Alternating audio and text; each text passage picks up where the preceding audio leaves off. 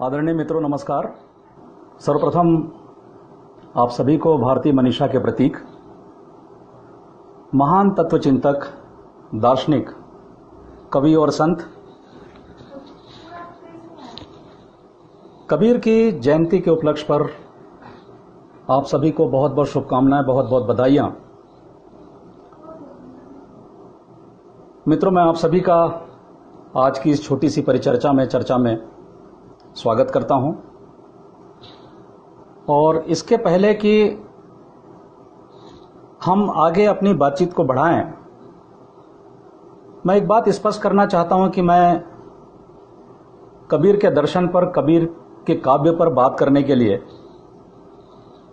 कोई एक विद्वान की तरह अथॉरिटी नहीं हूं, बल्कि मेरा नजरिया जो है कबीर को जानने का, वो विशुद्ध रूप से एक विद्यार्थी का नजरिया है। मैं अपनी न्यूनताओं से परिचित हूं, अपनी सीमाओं से वाकिफ हूं, मुझे उसका ज्ञान है और मैं आपसे आग्रह करूंगा कि आगे की जो चर्चा होगी उस पर भी मेरे प्रति जो एक विद्यार्थी का जो दृष्टिकोण है वही ध्यान में रखेंगे।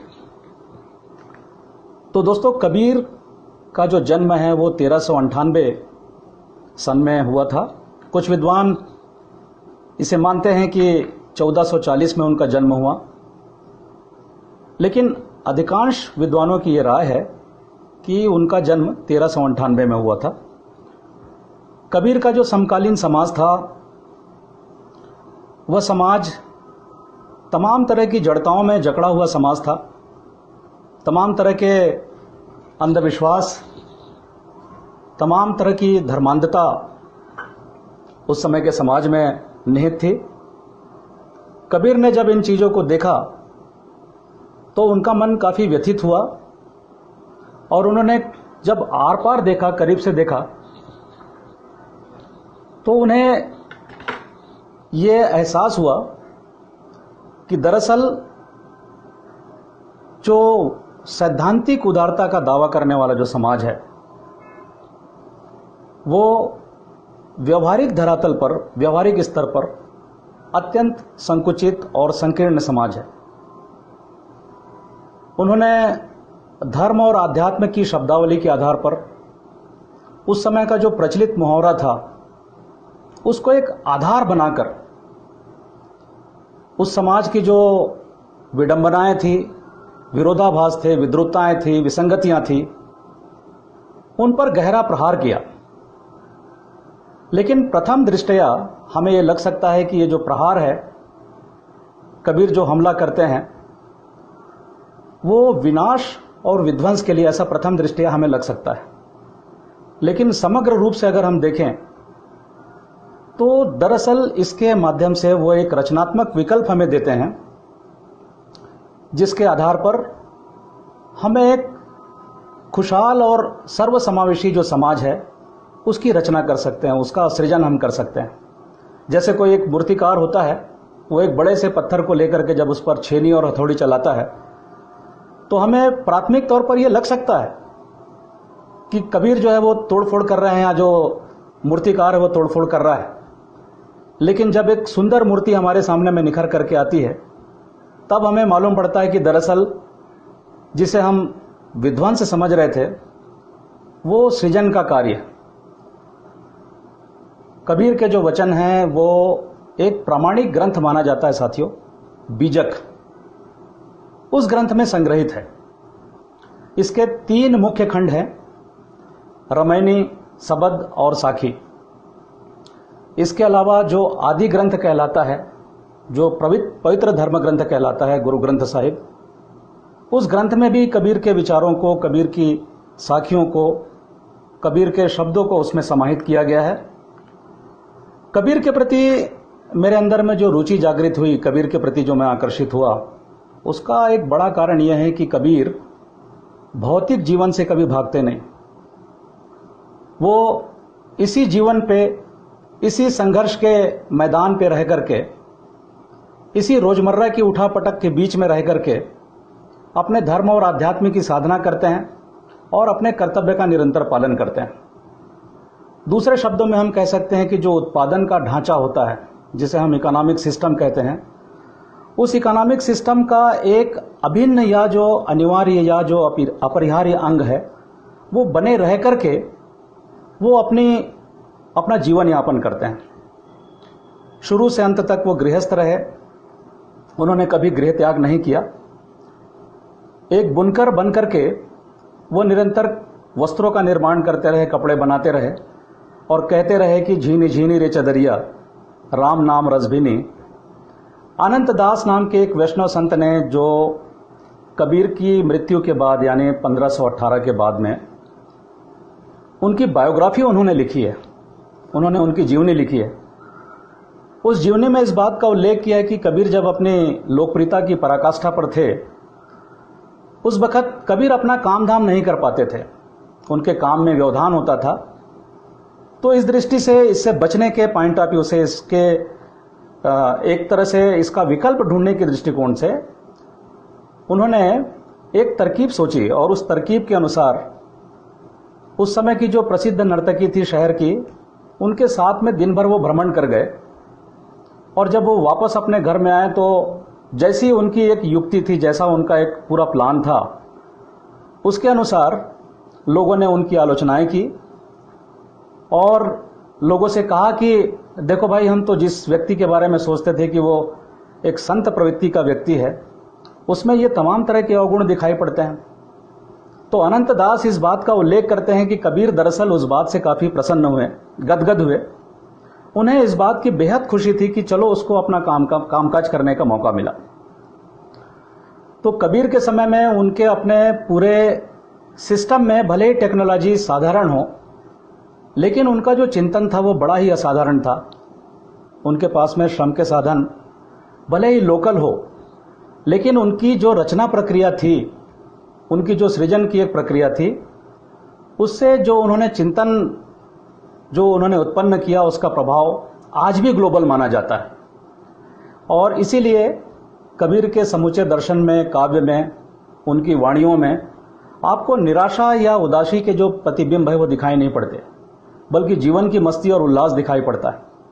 सच्चे अर्थों में कबीर के जीवन में आत्मनिर्भरता का एक उत्साह हमें दिखाई पड़ता है।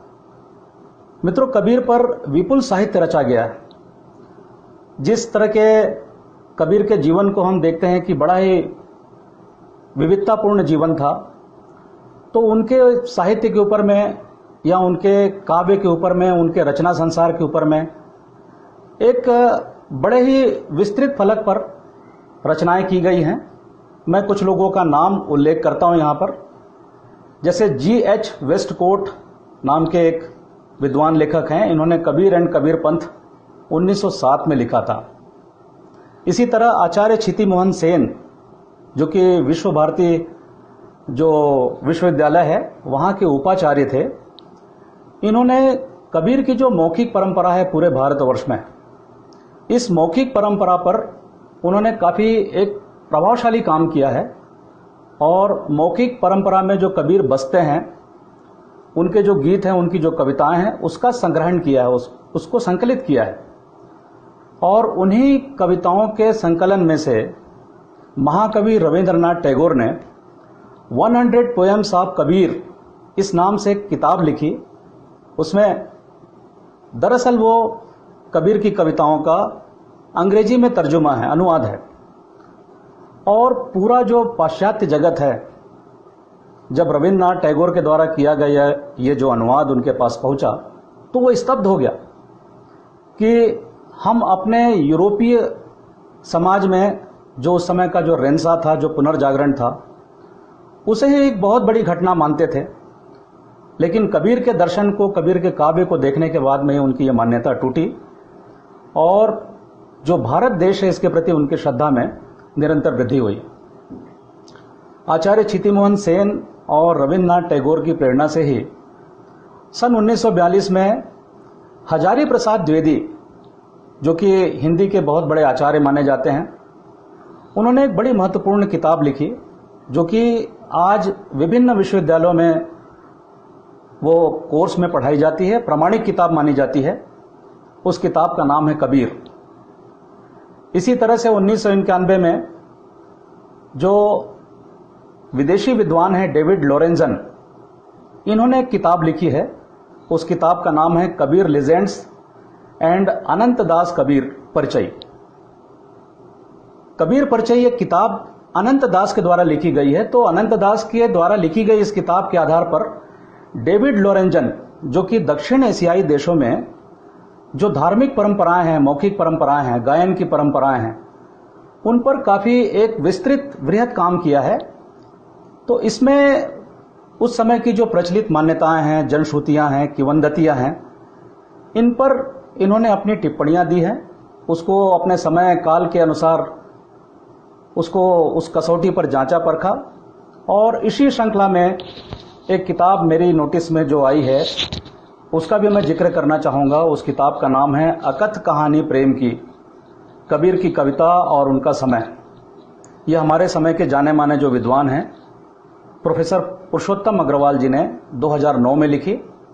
और जिन किताबों का मैंने आपके सामने में जिक्र किया, इसमें जब लेखक कबीर के साहित्य को, कबीर के दर्शन को उसमें चिन्हांकित करते हैं, उसका उल्लेख करते हैं, तो अपने समय को और अपने समय के समस्याओं को, अपने समय के सवालों को भी उसमें वो रेखांकित करते हैं दोस्तों।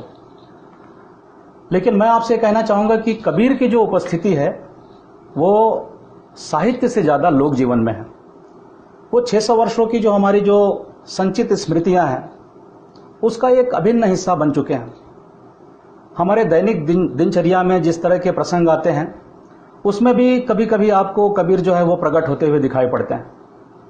जहां एक और वो प्रहलाद सिंह टिप्पणियां, जो मालवा के बहुत प्रसिद्ध लोक गायक हैं, उनके गायन में दिखाई पड़ते हैं, वहीं छत्तीसगढ़ में भारती बंधु ये कई वर्षों से कबीर के गीतों को गा रहे हैं।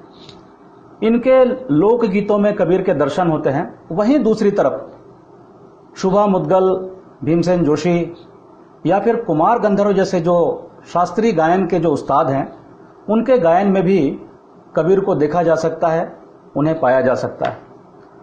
हाल ही में मुझे कबीर पर जो एक विशिष्ट तरह का काम है जो किया गया वो देखने को मिला। शबनम विरमानी नाम की एक कबीर की साधिका हैं। आप को फाउंडर हैं दृष्टि सामाजिक संस्था की, और कबीर प्रोजेक्ट पर सन 2002 से आप काम कर रही हैं। तो आपने कबीर पर एक बहुत सुंदर डॉक्यूमेंट्री बनाई है। कभी आप लोग को अवसर मिले तो आप लोग उसे जरूर देखेंगे। उस डॉक्यूमेंट्री का नाम है कबीरा खड़ा बाजार में। और इस डॉक्यूमेंट्री में यह बताया गया है कि किस तरह कबीर भारत की सामाजिक सांस्कृतिक एकता को या भारत को एक सूत्र में बांधने के लिए उनका दर्शन कितना महत्वपूर्ण है, कितना प्रभावशाली है। यह बात उसमें बहुत प्रमुखता से उभर करके आई है, और इसीलिए इस डॉक्यूमेंट्री को सन 2011 में स्पेशल जूरी अवार्ड भी मिला हुआ था।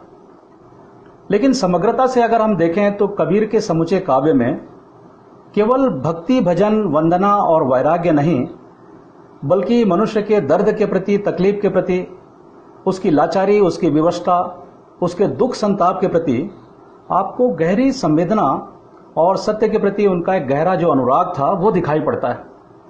इन अर्थों में अगर हम देखें तो कबीर के भीतर में बुद्ध की जो चेतना है वो झिलमिलाती हुई नजर आती है। हजारी प्रसाद द्विवेदी ने भी जो किताब जिसका जिक्र मैंने थोड़ी देर पहले किया था, अगर हम उसे पढ़ें, उसका अवलोकन करें, उसे गौर से अगर हम पढ़ने का प्रयास करें, तो हमें ये मालूम पड़ता है कि बुद्ध के दर्शन की जो अविरल धारा है, जो नाथों, सिद्धों और योगियों से होती हुई 15वीं शताब्दी में आई, उसमें वो कबीर के जो निर्गुण दर्शन में वो प्रकट हुई, ऐसा मालूम पड़ता है। तो बुद्ध की जो मौलिकता है, दूसरे अर्थों में हम कह सकते हैं कि बुद्ध की जो मौलिकता है वो अक्षत रूप में कबीर में अभिव्यक्त हुई है। निदा फाजली साहब क्या खूब कहते हैं कि नई नई पोशाक पहनकर मौसम आते जाते हैं, फूल कहाँ जाते हैं, वो जब भी जाते हैं वो लौट आते हैं।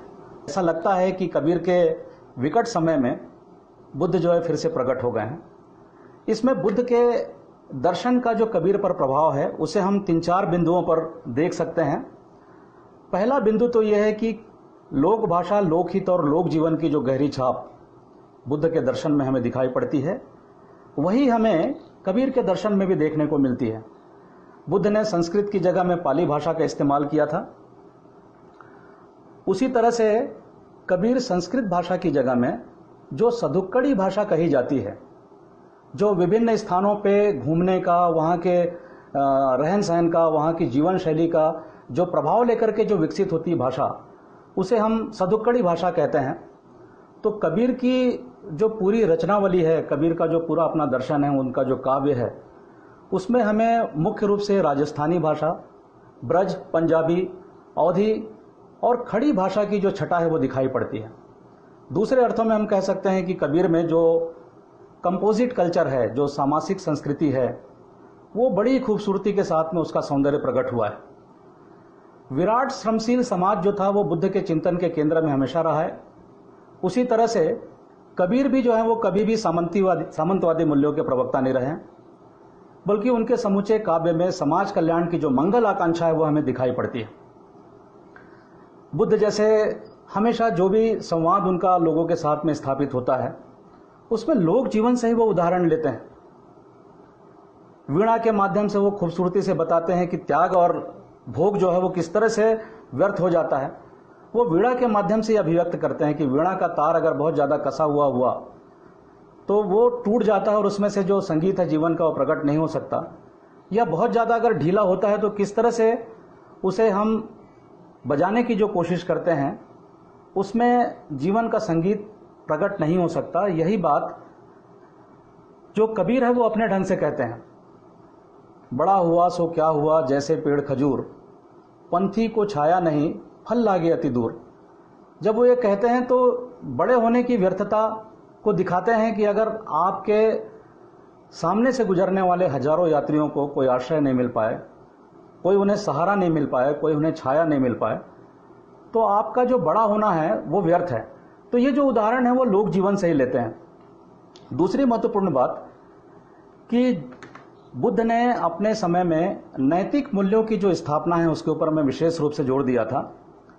जो हमारे जीवन से निर्वासित और विस्थापित जीवन मूल्य हैं उनको फिर से हाशिए से केंद्र में लाने का उनका प्रयास जो है वो दिखाई पड़ता है। उनके जो वचन हैं वो धम्म पद में संग्रहित है।